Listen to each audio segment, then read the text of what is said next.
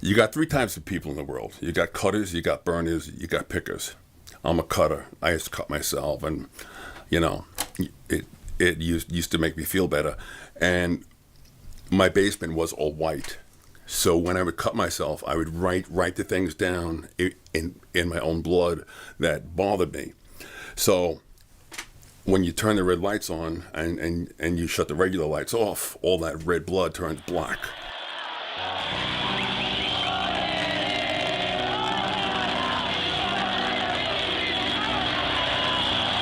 Pick up the phone, and the guy says, "Yeah, is this Mike?" And I'm like, "Yeah, who's this?" And he goes, "This is Jerry Only from the Misfits." I almost fell off my bed. Chilly, I saw that firsthand.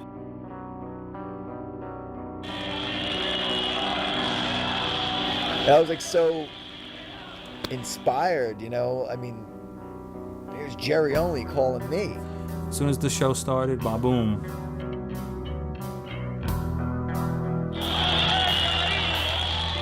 I got all dressed up and, you know, I did my hair so I looked like a misfit. And, I made sure I looked really cool, you know. The kid comes trucking full speed right towards the equipment. So I step out front, and right as he's coming at me, I just grab him in a chokehold and start dragging him towards the front of the stage. In our initial phone conversation,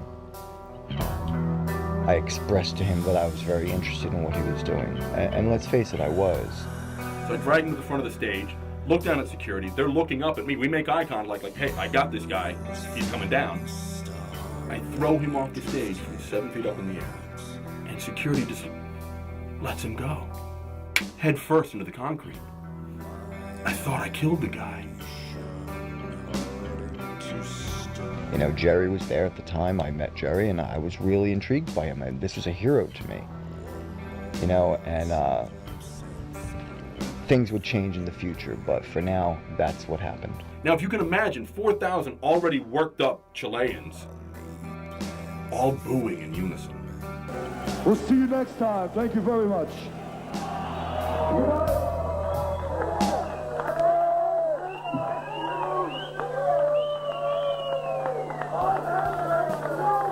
The creative process, which I think is unconscious, just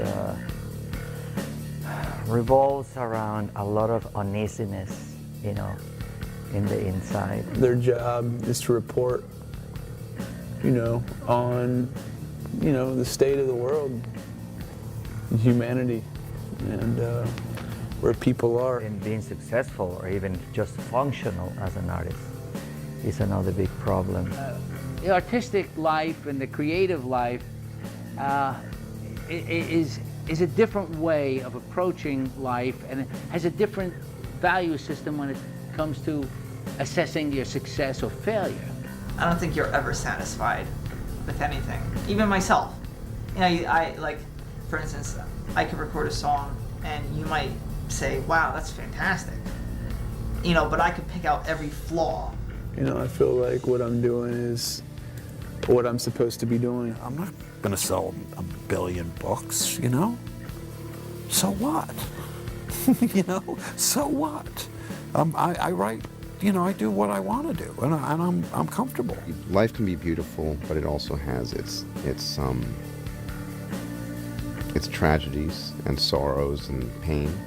Art is something that should express all those things. We were discussing victimization and why some people succeed as being artists and other people don't make it. And I think that has a lot to do with their own psychology. I think I was very lucky. I had music, rock and roll in particular, as my guiding light. I think there should be importance to what you write about, so that you don't just write about silly things. So what influences me? I think life in general, personal happenings, anything that means something to me, I write and give the chance for the reader or the listener to interpret it into his or her own style or interpretation, whatever it may be. So I don't think it necessarily has to be focused on one subject. It could be anything. I just wanted to make an album for myself. when I made that conscious decision to actually write music for myself, it had nothing to do with really even taking it to a level of a touring band or making other albums or playing out. And I just had this idea to write 12 songs, and I was going to put out an album. Mike was our local Marilyn Manson when I was a kid. I was 16 or 17 when I came into the scene, and Mike was our local rock star. Mike was what you shot to be. He was the real deal.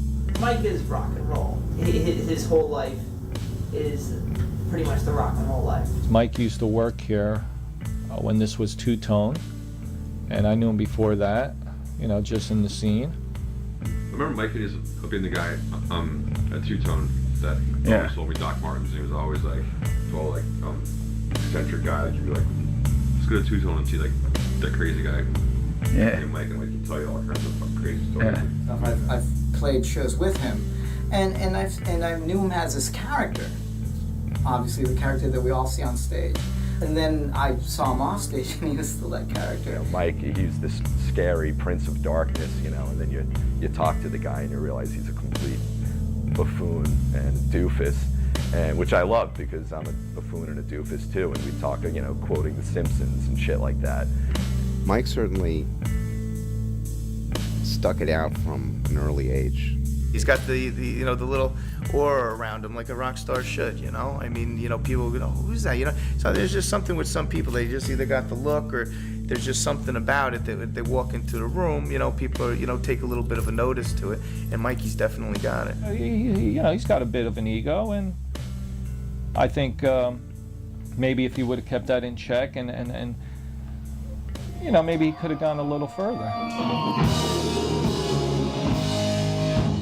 He was not just a performer, but he was living this life. He had this really alternative view of reality, a very alternative lifestyle. I admired that. When you're constantly looking at that and are exposed to that, I think that it puts you in touch with your mortality. Well, you know what they always say to me? I can't believe that you smile so much and laugh because you're a god. And I was like, oh my gosh, like I should just walk around all day and not talk to anybody and be miserable. That's really what they think somebody like me is like. There's always been something symbolic about donning a mask. In a lot of cultures, a mask is like a ritual. You assume the identity of the creature or the person that you're becoming. I've seen riots. I've seen a guy get his face ripped off in Detroit. Saw a guy hit by a car in Denver and creamed dead. The horror is out there, and the masses, the norm, you know, maybe need to wake up a little bit, get that shake to have that little twinge of fear that, hey, this could come knocking on my door. Maybe I should prepare for this. It's made me more aware of my mortality and how precious that is. You know, it didn't matter, like, you know, how you looked or anything. You know, it was just a matter of, you know, whether you wrote a good song or not. It's not like we had to dress the part. You know, it's not like, oh, today we're going to put on our makeup and play the part. It's what it was. We knew at the time we were a part of something that was different and special, but I guess we didn't really know that, you know, all this time later, it would become like a legendary thing. There was the scene of the bands, especially in New Jersey, the groups that were doing covers, you know, Led Zeppelin, covering all these bands and playing clubs to a lot of people, or a decent amount of people. Then there was the bands, the underground bands doing the originals. So it was always two scenes going on. It was pretty cool, and it was different at the time. What do we sound like? We sound like Black Sabbath meets the Beatles rehearsing Drunk on a Haunted Factory. You know, you had the Ramones and the Dead Boys and Blondie and Talking Heads and, you know, all of these bands, and they all sounded different. But they were all like, you know, like what you would call, I guess, punk bands. I mean, basically just rock and roll bands. But The music had substance at that point. You know, cherry pie, I mean, you know, suck my dick. But Fields of Nephilim, Christian Death, all those bands are like at that same level, which is above like the local band level. And also, I got to mention the whole club thing that was going on at the bank, and you know, we go to Aldo's, and it was a great time. It was a lot of fun.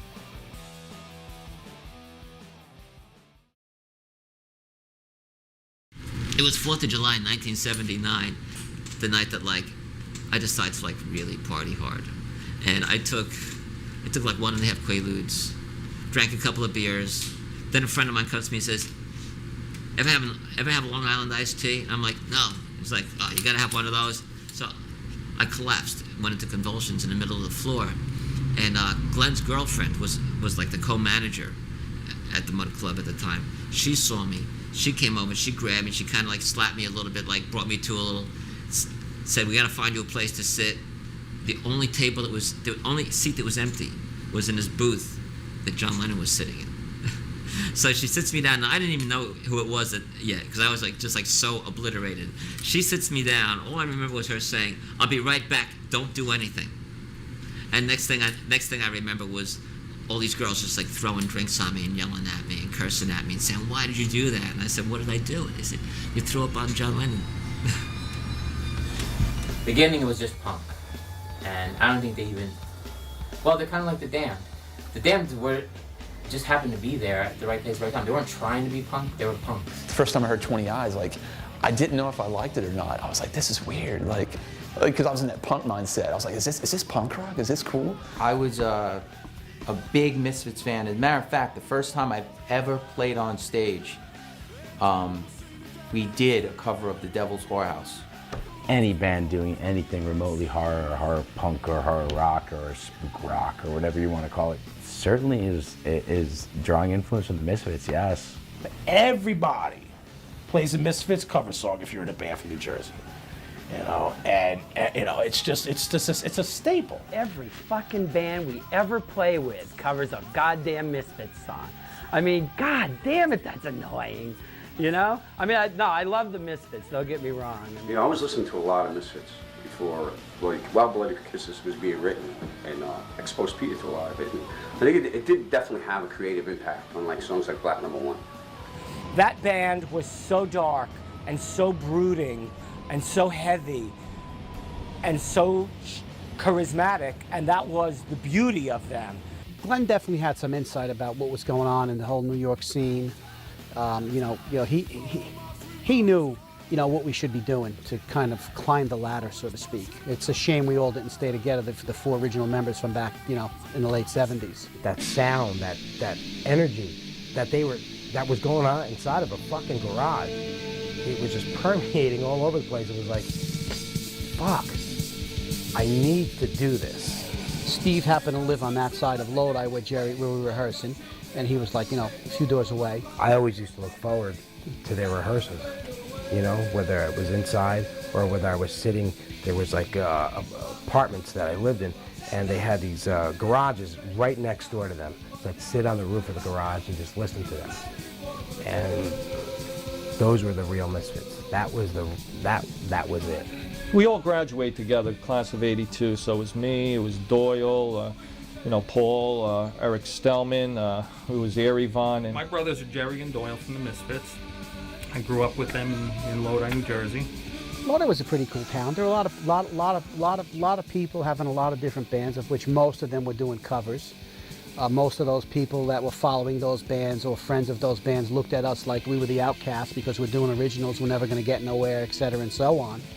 Well, it didn't seem like it was too out of the ordinary anyway. I mean, I guess later on we figured out it was when, we realized we had a lot more musicians around than most other schools did. So that lineup was Glenn, Jerry, Manny, and myself. Shortly thereafter, Manny was replaced by Mr. Jim. They gave me a call. They said, you want to do it? I said, sure. That's when they started developing a look and a sound that was a little bit unique. Glenn is a little closer to my age, so we liked a lot of the same music. Glenn also knew a lot about rockabilly and stuff like that. I think we all played our role at the time. Jerry was the bass player, at the time with the blue hair, so he was kind of defining himself to who he was. That single look with the double locks and everything, that came after I was gone. Glenn, I would say, was the leader of the band as far as, he wrote the material. But we all worked on it together and had some input on the songs, etc., and so on. I think Jerry was, he was good to the people. The people liked what they saw in him. When I say Glenn was a leader, he was the most influential. We were all pretty friendly and all did our own thing, but obviously, yes, Jerry and Glenn were, only two consistent members from the beginning to the end, so they may have had a little bit of a bond there, I would say. Then you have Bobby joins and there's Halloween, We Are 138, and like the really fucking songs that just crank and rock and sizzle,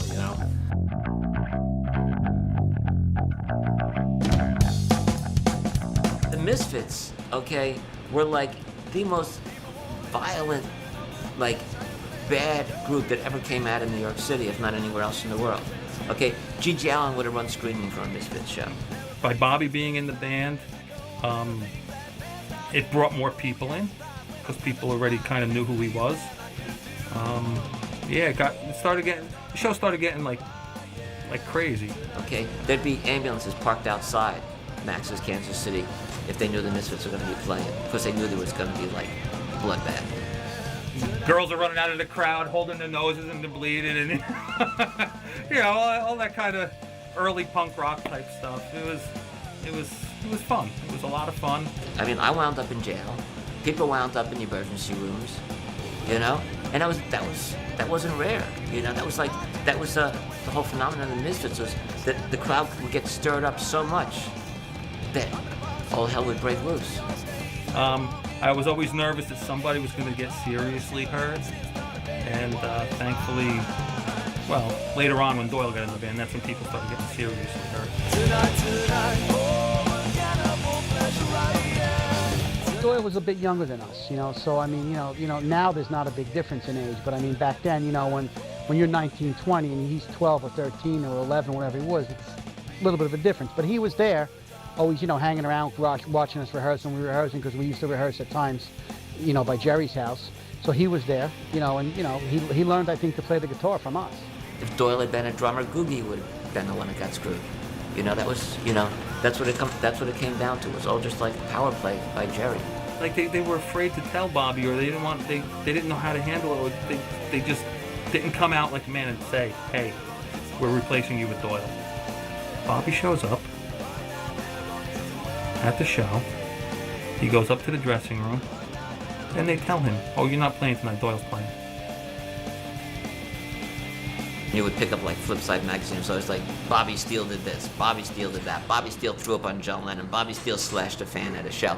You know what I mean? So it was kind of like, all this shit was happening with me, and it wasn't like anything intentional, but like, I think Jerry was like really getting jealous. I have Frank Zappa here. He came to see me play, and now I'm not even playing. That's fucked up, man. And Frank Zappa's standing, Bobby, Frank Zappa, and me. I'm like, I didn't know what to say. I was so embarrassed. Bobby, I'm sorry. It wasn't me.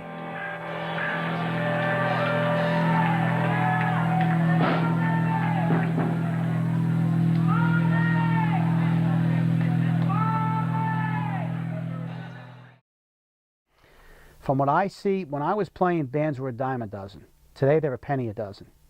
When we were playing, you had, I think, a little bit more opportunity. Today, you need to go out there, you need to play, you need to have a following. When you have a following, it's more about the following and the money than sometimes the music. Because if you have a following and people are going to see you, then the record company's going to look at you. If you're going out there and you could have the best music in the world, and if you're playing 3 nights a week in front of 5 people, you better change your avenue on what you better change your thoughts on what you're doing, because then there's nothing to look at. You could have the best music out there. But if you don't have people going to see it, they're not going to be interested. I think a lot of musicians are unprepared and not in the know when they think that everything is an overnight success. I think that, everything takes time. The funny thing is, they could sit there and criticize me left and right, but the fact of the matter is I was still playing out, and whether they came or not, I was generating an audience slowly but surely. The more I played out, the more exposure I got, the more different type of people I got. You have to play that show in front of 5 people just as well as you're playing that show in front of 500 people, because those 5 people, if you suck, will tell 25 people, 30 people about the awful band they saw last night, and if you're spot on, balls out, they might tell 5 people about this great show, and they're gonna come to your next show. The more chances the more you suck, the more likely they are to tell everybody Well, not what to bands go do you see know this about band. them to avoid? Are the ones that suck because everybody's told you not to see them. Right. And you don't even know what they sound like because everybody's already told you not to see them.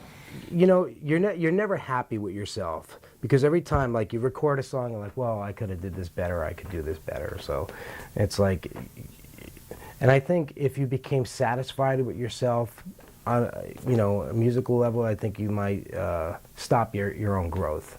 You know, manager was like, Motley Crue asked you to go out. You were like, what are you, crazy? How We is get this shit gonna thrown work? at us. How are we gonna be? No way, no way. He says, do it. It'll be good for you guys. You guys should definitely do it. And that's it. Reluctantly, we did, and that's what put us on the map. Yeah, we went from selling 50 albums a week to selling 2,000 albums a week. I'm like, in 1 week. When I had found out that the Bloody Kisses went gold, I'm like, this is like a nation of deaf people. I'm like, I didn't take the band seriously. I mean, we would call ourselves assholes before you did, but we really meant it. And I would come in and say, I can't believe you fucking jerk-offs are actually paying to fucking see this. They were working on the Motley Crue record, and then, like, you know, while they were hanging out, whatever, they had a copy of Bloody Kisses and liked it. Yeah, they're like. So when the time came for them to go on the road, they were like, we want this band to come out with us. And there was a few shows that I called people up on stage, and I gave them their money back, and I threw them out. I said, you fucking asshole, and I'm calling your mother, and I would call their mother up on stage. Do you know where your fucking son is right now? Kids today, I don't know. You can put out an amazing record or a film or a piece of artwork, but, you know, after a while, people want to see something else, and you got to bring it to the next level. The Pipeline was the alternative underground club to be at in northern Jersey. It was a club that catered to the goth, industrial, and punk scene. The early Empire Radio stuff, there was this like Misfits, Damned, early punk sound in there, and I immediately was like, I gotta audition for bass. Like, I gotta be in this band. I had flyered so much for 3 months that so many people were eager to see what we had to give that we actually drew about maybe 100, 150 people, which I considered to be a pretty good a good count for a band that had never played out before. It was the first 12-inch. It was titled The Empire Hideous. I was happy when it came out at the time. I was amazed. I was like, whoa, this is, you know, my song on a record. I was amazed. I thought it was going to sell, like, the first weekend I thought I was going to sell 300 copies. And I brought like 10 albums. I brought like 50 albums with me. I think I sold one. We had people being rejected and coming into the Pipeline at one time, and that was pretty cool. I mean, there was a lot of bands that were pretty big that, you know, they packed the place, but it wasn't like they were turning people away. It was me, Mike, and Don Ferrati was still lingering on at that point. We had nobody else. We had no drummer.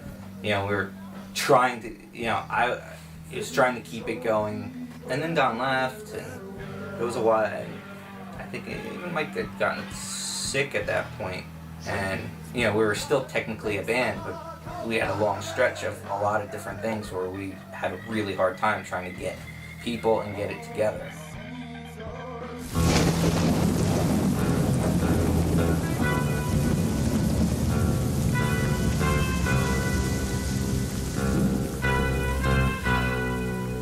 At the time when I was I was getting treatments, in fact, the first night I was home from the hospital, I wrote 2 songs.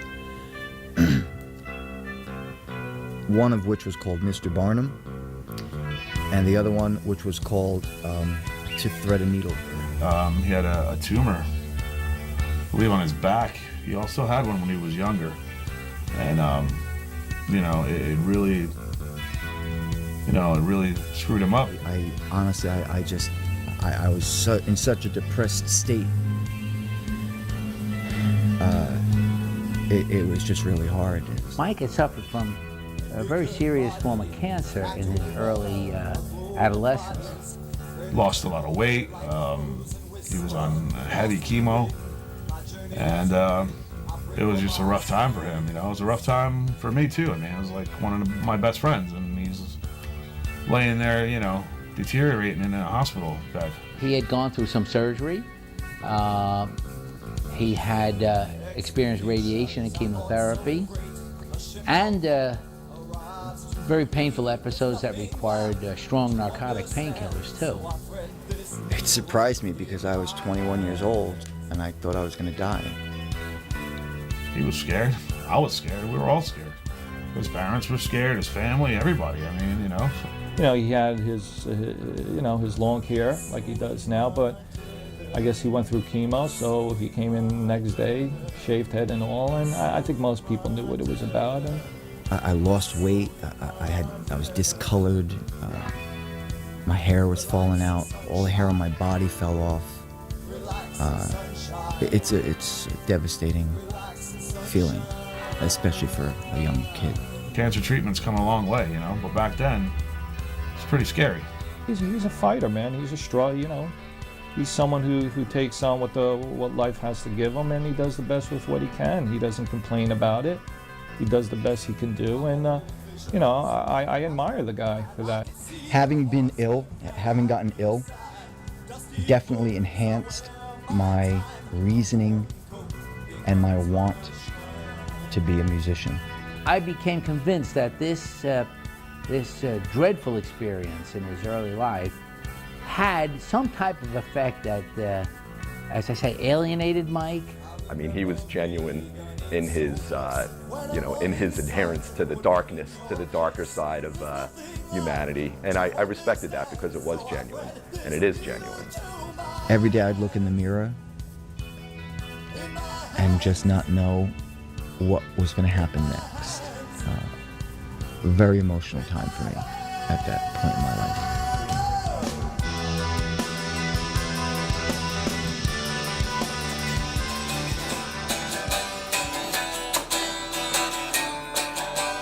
Up in the morning and out to school. Mother says there'll be no work next year. Qualifications once a golden rule are just pieces of a paper. There's an art in itself to maintaining a certain balance between who you are as an individual and who you are as an artist. Well, definition of a sellout is compromising values to make a profit. It's the root of all evil, is money. It's pathetic how people are in this business for money. It's not so easy just to get in this business to make money. It's not that simple. If that was the case, shit, we'd all be doing it. You don't need that much money to live in America, you know, if you know how to live wisely, you know. Why is it evil to make money? You know, it's evil to be poor. You know, that's then people can push you around and shit. You know, but if you're making money, you got clout and you got some esteem. I can do carpentry, you know, welding, electrical work and stuff like that. So that's my plan B. I always had a job. You know, I never liked to owe or borrow or steal from anybody. I like to provide my own. I've had all sorts of jobs. I was a carpenter for years. I worked in bars. I drove trucks and delivered mattresses and office furniture, and I painted and did everything. If you don't have a trade, you're gonna be pretty much fucked because, you know, bands don't last forever. We're broke. I make not no money on tour, but it's definitely not for the money. I'm sure everybody says this. You have to do it because you absolutely have to do it. Yeah, we just got paid $1,000, but the van cost $1,200. So technically, I'm $200 in the hole. People don't realize that. They think, oh, they made $1,000. There's 4 of them. That's $250 each. Doesn't work like that. There is a business aspect to being an artist as well. I mean, you can sit at home and do your art and not show it to anyone. You're still an artist, but no one's going to know. You could look at it as, I just busted my ass and I really don't have 2 nickels to rub together. But at the same time, you just got paid to play guitar and go to Australia. You gotta love it. You can't complain about that, you know? A lot of headlining bands force their opening bands to match their merchandise prices. Sometimes shirts and hats used to get lost, and there was like negative numbers involved. You know, when you lost like 4 shirts. Most of the heavy metal musicians came from like upper middle class Okay, they had money. They could buy gigs, and they were the ones that became the first victims of that whole like pay-to-play scam, and they're the ones that basically empowered those promoters. We've had bands offer to pay to play for typo, like, well, their record company would approach ours, and of course our record company, because that would go towards recouping the album. I wouldn't have it. Promoters don't want to put anything on the line anymore. They make local bands sell 1 million tickets, which isn't ever possible. And just trying to protect their back and try to make the money for any guarantee that they have.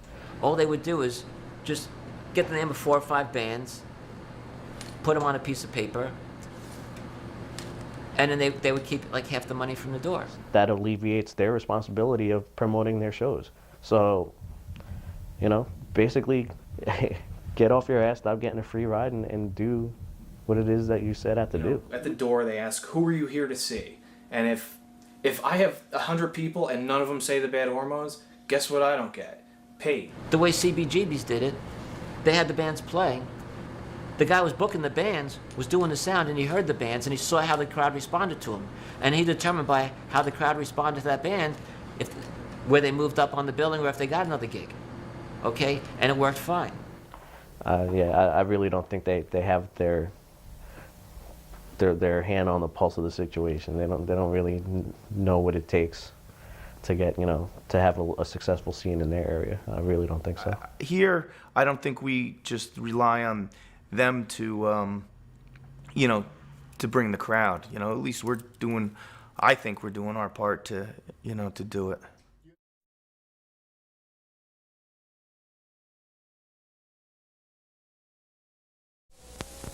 It's time for change. Time to weed out the old and the weak and the insignificant and plant a new seed. I know he had a lot of personal health issues where, whether or not he was going to be around in 10 years was in question. And I think that, people, when they face a life or death kind of type of situation, it changes your outlook. I'm not knowing Empire Hideous. I was struck with, all right, here's a band that's certainly operating in the traditions of bands like Fields of the Nephilim, and the Sisters of Mercy, and Mission, etc., etc., etc. I found it very intriguing. The word emo in its purest form, those motherfuckers were emo, you know what I mean? Like some of those goth kids, they were really fluffy back then. But like Empire Hideous and they were, like I said, when that shit was getting a little heavier and getting ballsier. The whole band was very tight. They're all on cues. They didn't mess up. Very good. Just the presence that the band gave and that Mike gave. Awesome front man. Their names were around everywhere. They were all over the place. He was like Empire Hideous was all over the place. I think I'm dying and grinding having to see Empire Hideous because there's no good gothic bands anywhere. It's a very spiritual thing when I listen to them. What Empire Hideous or Stevie's, they were so amazing, so tight. And Mike is a fan of pretty basic rock and roll, but on top of that, he loves all this horror stuff. The Empire Hideous stage performances were always elaborate with a lot of decoration and smoke machines. This is something out of the ordinary, and they become entranced. We had more of a steady lineup. We had Mars on guitar, Jeff on guitar, and Eve on bass. And at that point, we stayed together for a number of years, and it just exploded. I needed help. I couldn't do it all myself. I had 4 other people in this band. The term that we use, of course, is a tight band. They were the tightest of tight bands because everybody, everything was down to the split 100th of a second, and every note was perfect, as Mike would have it, as Mike would edit it, as Mike would demand it be. Yeah, it was very militant, but sometimes you need that in order to accomplish anything. If you don't have anyone who takes control and leads, then nothing gets done. Oh, it's constant drilling, that's for sure. Bring you to the side. This is what you're doing wrong. Fix it. End of story. We finally had a look, a somewhat unified way of thinking. We had a manager. Everything was getting done properly. And that's when it really started to look up. He himself put a lot of time into the band, into his image. So he expects the rest. He expects the same from everyone else. Empire Hideous had a sound that wasn't exactly commercial, or I would even say marketable in a sense. It was very underground and alternative. The difficulty in marketing a band like Empire Hideous, it doesn't necessarily aim at a specific audience. Wasn't metal, wasn't punk. Yes, it was somewhat gothic. Yes, it was dark. But in a sense, it was just rock and roll on a dark level. I don't think we were ever goth, no. I think we tried. I don't think we tried to be anything except, we just tried to express what Mike was trying to do. It doesn't match with those genres at all. A lot of record labels didn't want to pick up on the band, and they felt that there was no future for us, They were looking at bands and saying, how much money can we make with this band? Well, this is a gothic band, we're not going to make any money with them, so we're not interested in them. I would send out press kits to record labels like Caroline and Triple X and oh my God, Cleopatra, everybody, they all turned us down.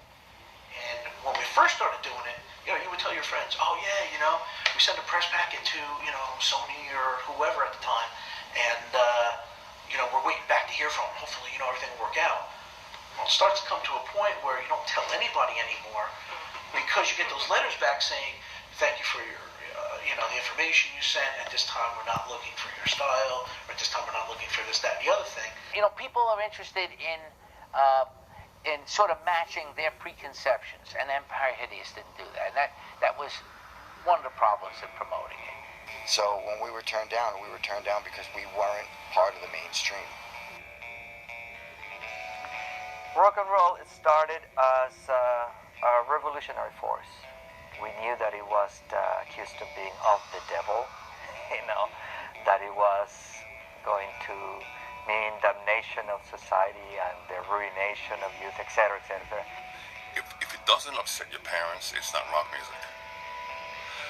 So rock music is all about rebellion.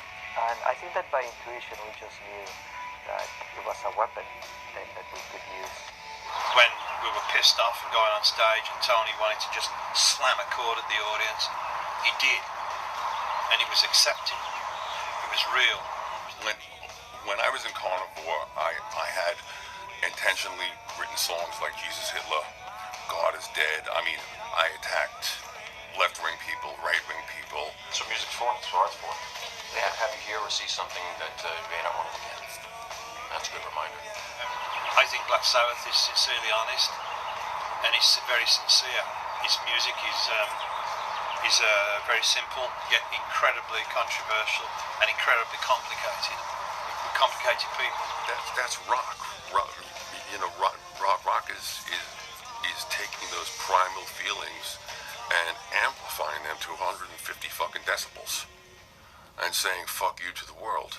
In the 60s, rock and roll was what we who were young then had to change the world.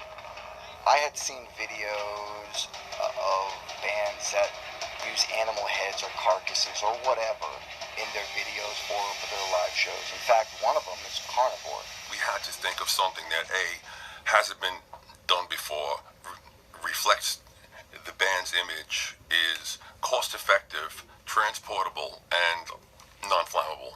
Carnivore used to throw an entire slab of meat, of like a lamb, throw it right into the audience. We used to throw meat out on stage. That was our big thing. It was horrible. It was disgusting. What became harder was the pressure to perform like this. Is not like back in the 60s where a band had no stage show. Now production is like 2/3 of the show. Empire Hideous always opened doors to the things that were taboo or just plain not accepted within everyday society. There's always people out there that, cut themselves on stage and do stuff like that. I would watch, and think it was kind of cool. I don't know. I like seeing weird things, so as long as no blood gets on me. A lot of people's instruments stop with what they're playing. You know, for me, your whole body is an instrument.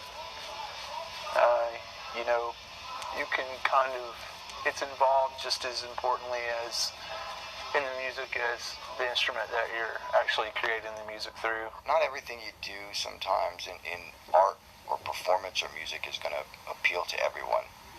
And I understand that. But at the same time, we did have a crowd for it. Our stage act was often quite violent. We didn't hold back with any of our statements, either religiously or politically or anything like that. I used to even have a television on stage. I used to play like nothing but carnage and like autopsies and accidents and explosions. And that used to disturb people too.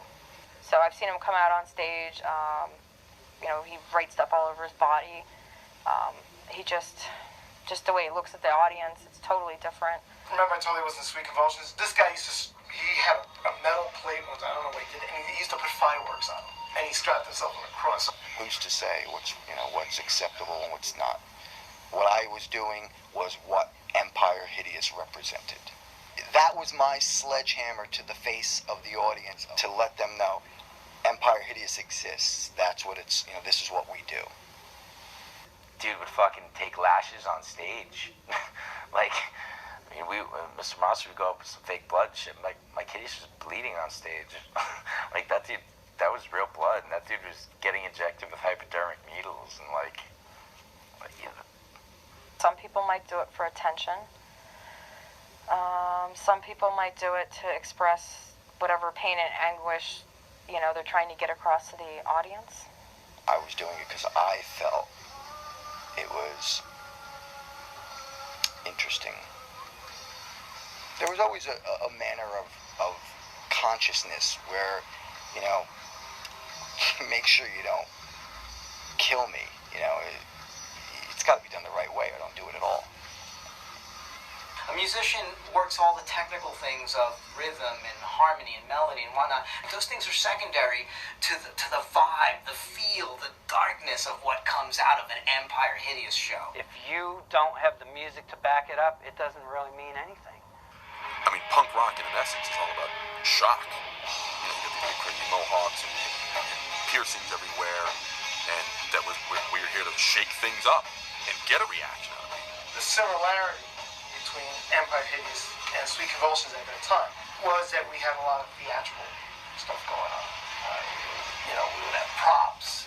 With the pig heads on pikes, nothing that upsets people in New York. I had two pig heads on stage.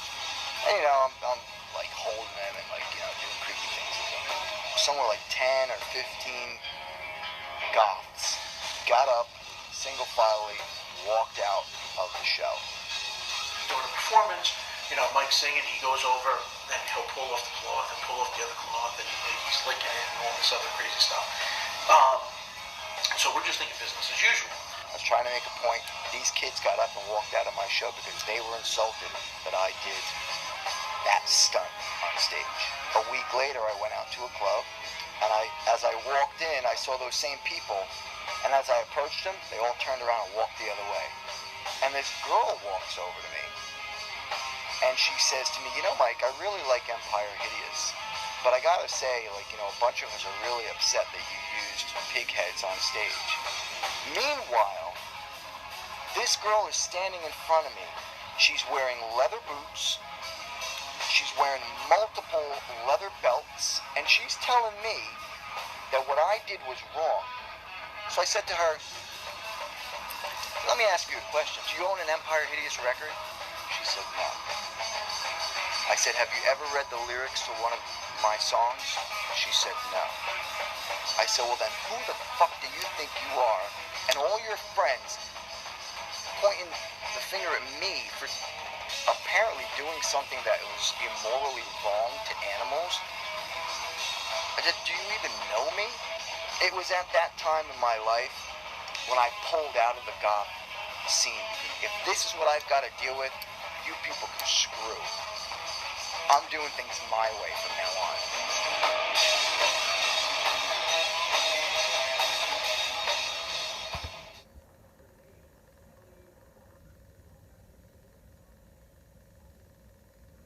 A lot of people think getting signed and then you've made it.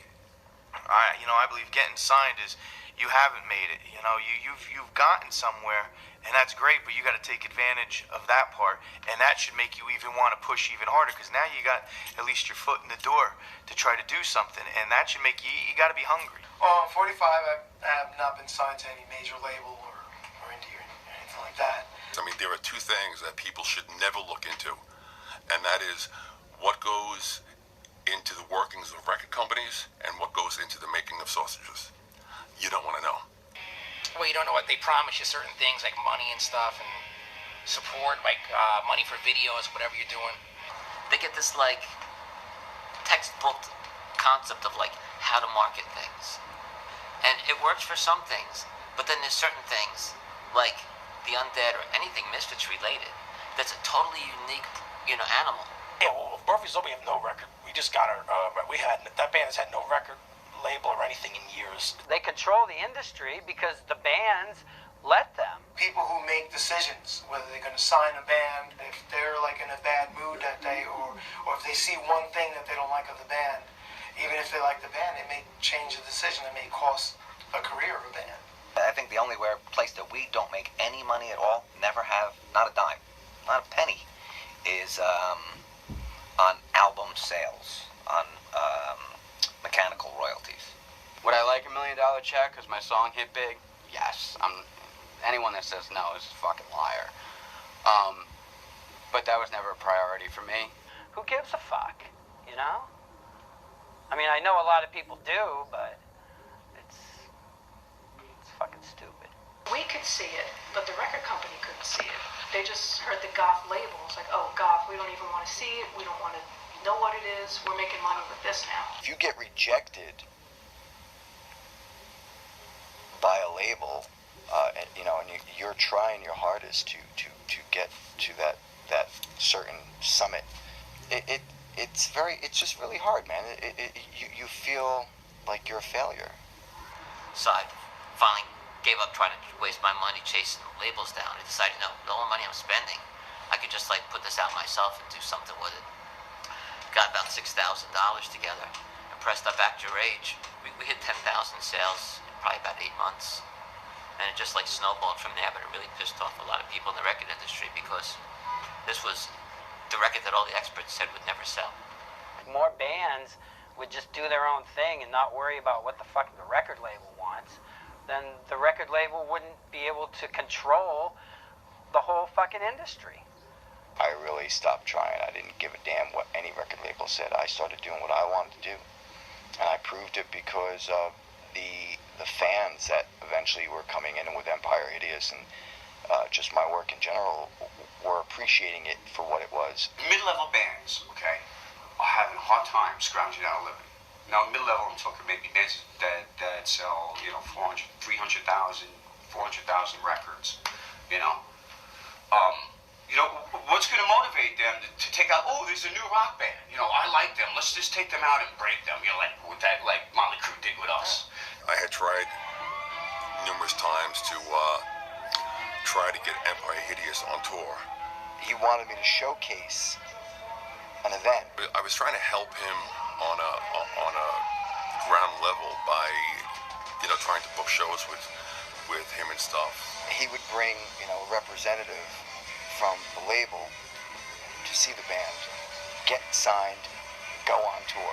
It is stated in record company contracts that fulfilling the contract meant that the band had to tour, but the record company also had say in the opening bands. We needed to get on a label in order to do a tour with a major band like Typo, and we had no label. I wanted to have Mike's band be given an opportunity to be signed. So within the course of a year, Peter and I started hanging out and started talking about how it could happen. I booked the show, all-out show, which included me with hypodermic needles pierced in my forehead. He does stuff on stage that he normally wouldn't do as a way to express himself.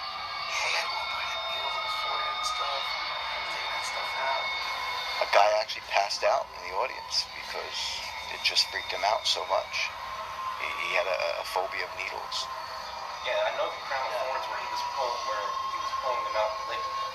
And I'd start pulling them out, and the blood was pouring down. I was wearing a crown of thorns, and then somewhere in the show, I got whipped. I'm just trying to pull out all the stops and really, try and make an impression. So Monty Connor, rep for Roadrunner Records, shows up at the gig as Peter had said he was going to bring him along. I do recall seeing Empire Hideous, and I'm pretty sure I did bring Monty Connor down. Like tending to my wounds, and Peter's apologizing to me because the guy who he brought there to sign me so that I could go on tour with him left. Even if we wanted to help them, we can't pay them a lot of money to do it. And now the next thing is, does Empire Hideous have the means to actually travel around the country and be able to afford to do it? Probably not. They wanted to put their own bands on there.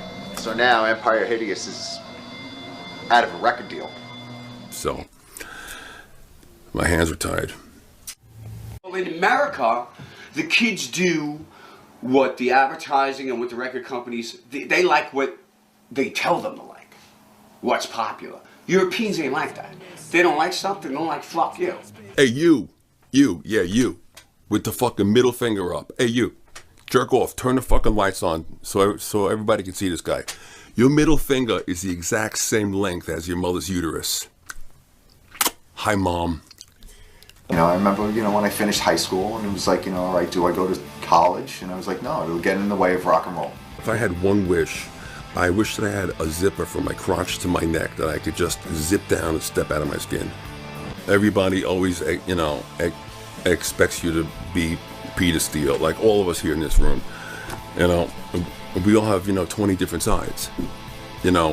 Like the side that I show on stage is maybe two or three sides of me.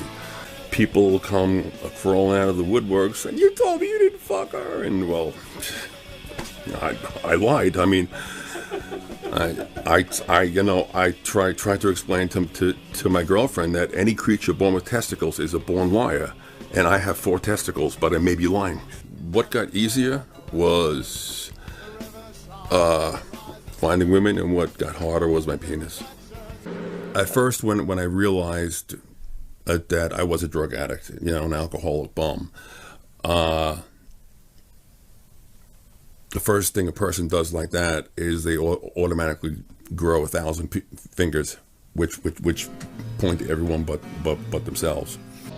Drug use and things like that isn't so frowned upon in this environment as it is, say, working for the city.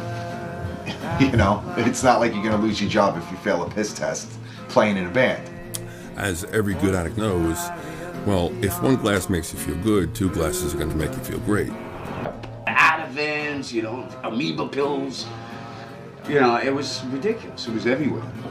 I believe that I let my friends down. Josh, Kenny, and Johnny. I believe that I let the fans down. And thirdly and lastly, I let myself down. When you're under the influence of drugs and alcohol, and you live in a basement apartment where, I was truly fucking psychotic. I thought there was a black octopus coming out of my fucking toilet. And I took a sledgehammer and I smashed that fucking toilet. The amount that I drank on stage was directly proportional to the amount of people we were playing to. I believe it was in Denmark, where we played to 130,000 people. And me, I had to torture myself more by saying, well, that's 260,000 eyeballs. That I have to amuse like a clown, like what am I here to amuse you, to impress you, I drank 12 bottles of wine. I drank 4 bottles before, 4 on stage, and 4 afterwards. The situation has to be right for this monster to rear its ugly head. And I just never realized that by quitting work for Parks, it gave this demon. Well, I summoned this demon up. If you finally get to play the Garden, you know, what do? Oh, I played it once, I'm done. Okay, I did. I fulfilled my dream. No, now you want to play it again and again and again and again. It's an addictive thing. It's, you know, you don't want it to end. You know, I mean, why the hell you think you drink so much on it out there? You know, you drink, you have fun, you have a great show, and then the show brings you up to 10, you're living on 10, and then you get off stage, you want to stay on 10. What drugs and alcohol really took away from me was passion. And since I've been sober now about 6 months, I'm starting to like feel things again. Yeah, I mean, not everybody obviously creative is. Glenn doesn't do anything. He drinks champagne once in a while. You know what I mean? And there's guys like me and Peter, you know, just too far. I developed heart problems. I developed liver problems. I've never had a stroke. I've never had a heart attack. And as Mark Twain put it, rumors of my death have been highly exaggerated.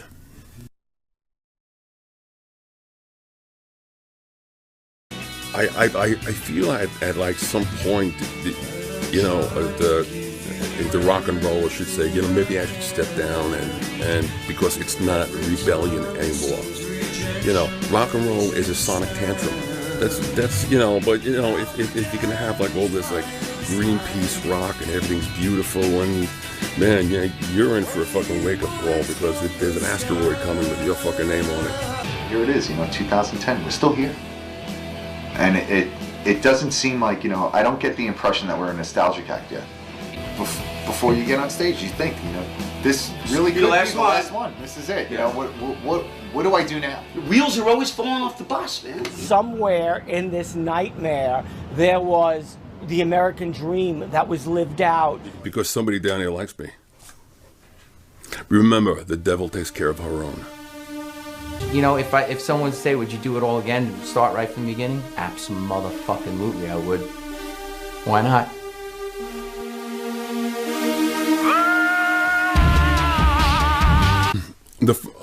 I guess my all-time favorite bassist was Geezer Butler, and we were fortunate that we were on tour with Black Sabbath, and I must say that they were like every band we've been on tour with, Pantera, Queensryche, Motley Crue,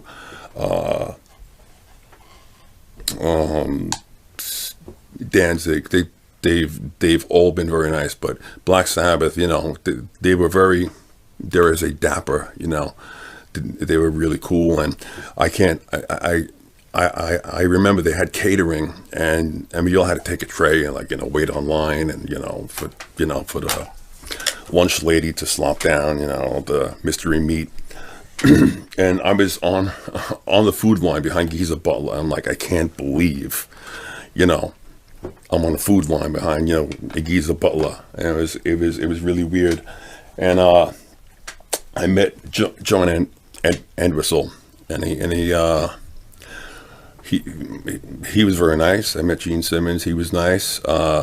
We were supposed to do a tour with Deep Purple, and I don't know, something happened. We got an offer that was like better for the band at the time, and I had met Roger Glover backstage, and he goes, "I know you.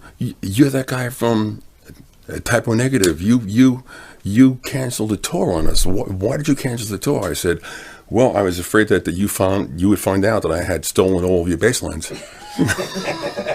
So the only other bass players that I'd really like to meet, I believe, would be John Paul Jones and Paul McCartney. I mean, there are others, but I'd be satisfied with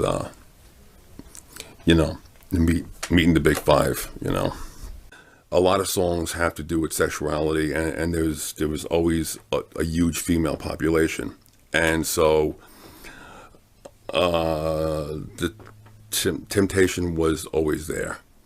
I've had, death threats, and my response is fine. You know, you'll just save me a bullet. Go ahead, do it. I don't care. When I did that stupid Playgirl thing back in '95, we you know, we had a signing, and you know, I would open it up. Hey, I know that dick, you know. And one time this guy and like the band sitting next to me, you know, signing typo stuff too. And so the guy hands me the Playgirl thing, and I tilt it, and fucking cum drips out from the fucking middle right onto my lap. That's fucked up. and the band saw it, and they like just fell over in their chairs, and I said, can I have a napkin, please? You know. Yeah. I was kind of good natured about it. I didn't appreciate it, you know.